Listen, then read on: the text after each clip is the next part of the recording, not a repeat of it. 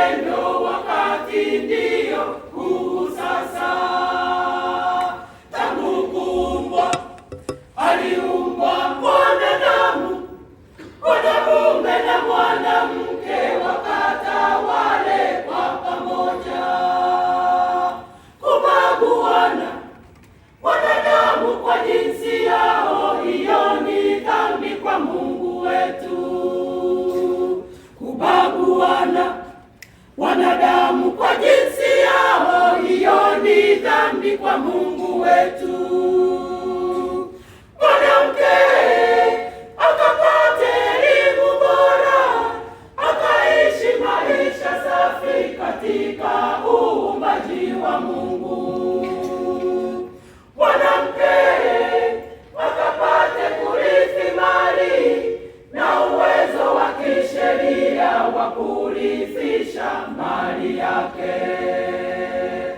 Mwanamke apate mazingira mema sasa, kuwa mjasiriamali katika uwanja wa uchumi. Katika maamuzi apate nafasi sawa, kushiriki kwenye vikao vile vyote vya maamuzi.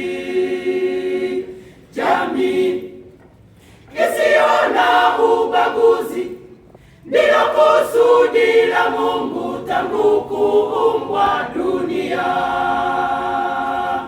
Mwanamke akapata elimu bora, akaishi maisha safi katika uumbaji wa Mungu.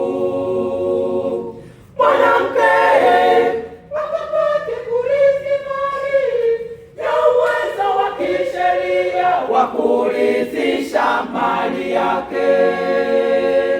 Mwanamke apate mazingira mema sasa, kuwa mjasiriamali katika uwanja wa uchumi.